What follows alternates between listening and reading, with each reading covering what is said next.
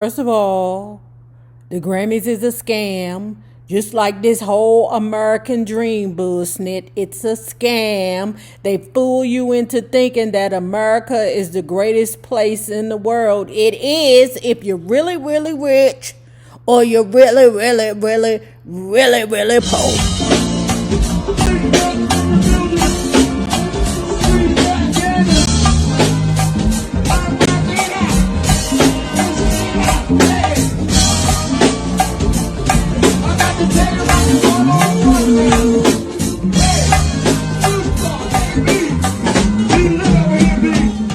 Jackie had kept the diagnosis from me as long as she could.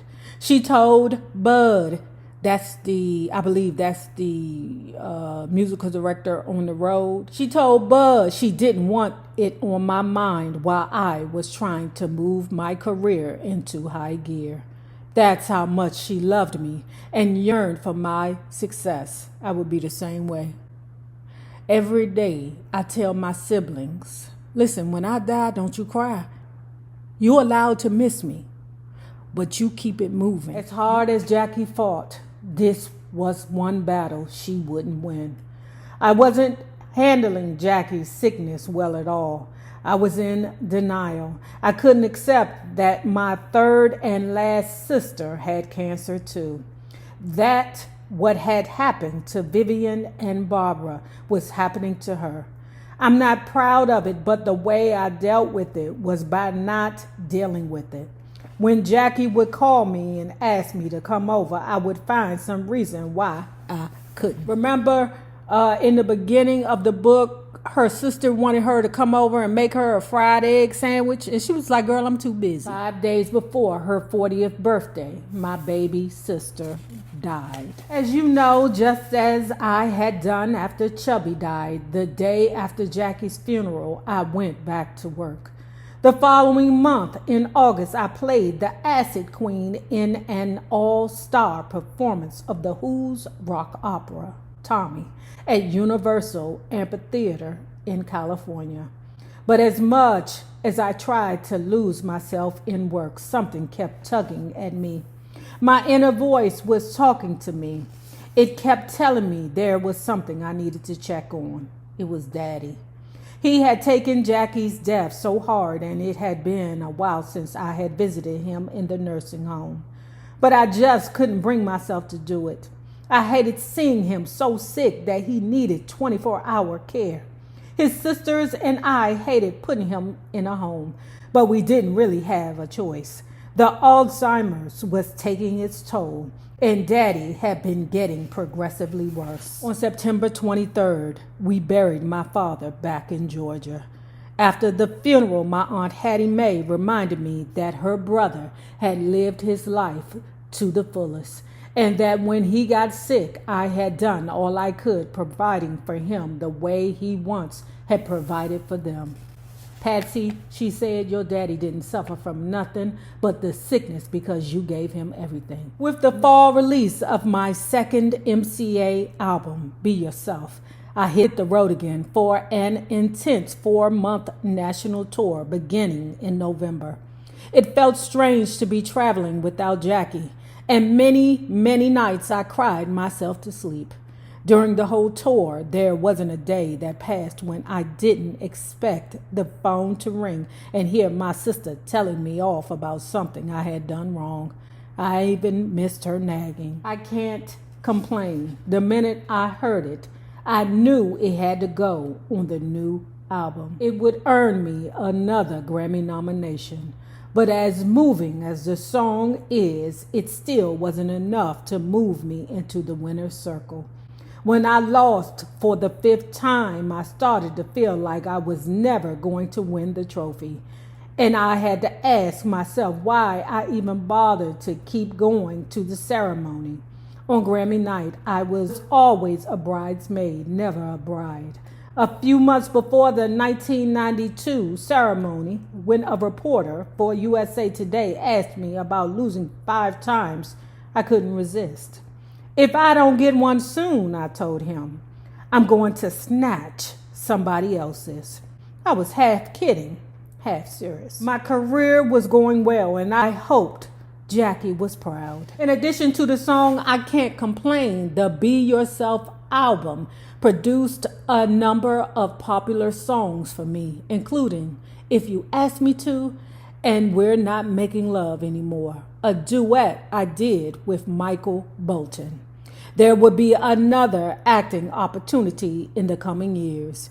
In February of 1991, I co-starred in Truman Capote's musical House of Flowers at the Valley Forge Music Fair in Philadelphia. I also was making regular appearances on primetime TV, first as the impossible to please Adele Wayne in the NBC hit show A Different World. And then in the fall of 1992, the network gave me my own series, Out All Night. When that show was offered to me, I told Armstead I didn't want to do it. First of all, I didn't want to go to Hollywood, that is, to move to LA where I would have to shoot the series. But more important, I thought a weekly show would be way too time consuming to allow me to continue my concert performances. Ciao. Armstead showed up with a nice, pretty car, a Rolls Royce, and said, if you do this, here goes your Rolls Royce. Patti LaBelle said, throw in a driver, and you got me. I'm like, wait a minute, Armstead didn't pay for that Rolls Royce, because remember, he a teacher. But he is the manager, so he is getting a percentage of her income. So, man, there were even bigger rewards during this period. Sarah Nona and I recorded together for the first time since the breakup of LaBelle. We reunited on my 1991 album, Burning. Nona co-wrote the song Release Yourself, and it had the perfect message for our reunion. It talks about looking to each other as a new beginning and listening to your inner voice and your heart. We sang that very song on our old stomping grounds, the Apollo stage, when I shot a live concert video there in September 1991. It was the first time the three of us had performed together in 15 years. Following the release of Burnin', I made yet another trip to the Grammys, this time with 2 nominations, one for that album and one with Gladys and Dion for the single Superwoman. When I lost the nomination, at least I felt that I was in good company. But something totally unexpected happened that night. When they announced the winner of the Grammy for the Best R&B Vocal Performance Female, there was a surprise. I heard Patti LaBelle and Lisa Fischer. It was a tie. I was happy to share the honor with Lisa, who had also sung on Burning. As I told Armstead, I would have taken that award if I had been nominated in the category of Best Male Vocal Performance. I just wanted a Grammy. First of all, the Grammys is a scam.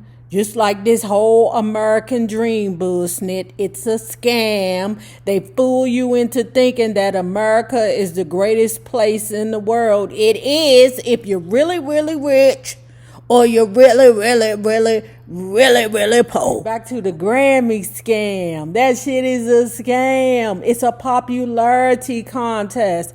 How the heck do you have people that have been out here doing their thing for years, grinding out the hits for years, and then you got a new lady, make me sweat, make me water, I want breath, just walk up out of the damn subway and get a Grammy? How is this possible? You know how? You know why? Because it's a scam. Listen. Me and my BFF was having a conversation the other day, and I know I'm about to piss the beehive off. I'm sorry. But I had to tell her, wait a minute. Don't be fooled. Beyonce don't get hits like that. This hussy ain't had a bomb album that just kept hitting the top 10 since, I want to say, probably Virgo. I don't know. I could be wrong. But when you Google it, you know goddamn well that Rihanna got way more number ones than that Beyonce. For the best blonde hair in the business, the winner is Beyonce. Oh, for the best butt cheeks in the business, the winner is Beyonce. And honey, let a Grammy award show go past and her not get a Grammy. You beehive bitches will turn that place upside down. That's why they always give it to her. It's sitting right next to the American Music Award I won the following year for Favorite Female Artist in the Rhythm and Blues category. It was fitting that Burnin' would be the album that would capture the Grammy. Two of my favorite songs are on it, and each of them contains a message I hope my fans were taking home from my concerts. When you've been blessed, feels like heaven, and love never dies. It was a long and rocky road to 50, a real trip. But I made it. The journey and the revelations it brought me have changed me forever. I'm no longer that scared, shy, insecure little girl who didn't see her worth or her blessings. It took me a long time to understand that so much of my pain was about me. Me not listening to my heart. Me needing others to love me because I didn't love myself. Me holding on in fear instead of letting go in faith. Me not living for today because I was worrying about tomorrow. Me blocking the blessings. All that is past. As I write the last pages, there's a brand new me. Unafraid, unbroken, unleashed, unblocked. But I didn't make this journey of self-discovery all by myself, not hardly. I have learned something from everyone who has touched my life, from everything that has shaped it. Once I stopped dwelling on what I didn't have, on what I thought I was going to lose, and began to give freely, everything opened up for me. Everything began to flow into my life.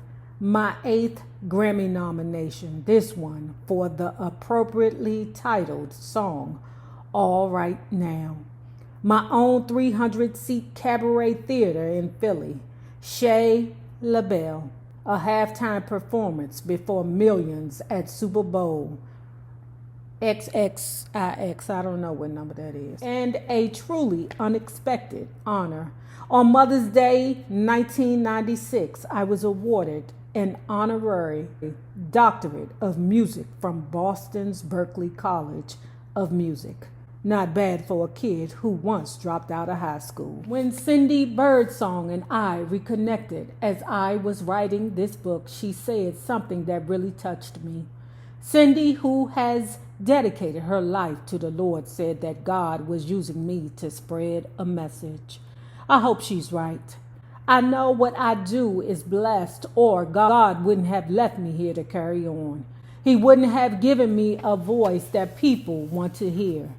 People from all walks of life, from the president in Washington to the homeless of LA. People have told me they leave my concerts different than when they came.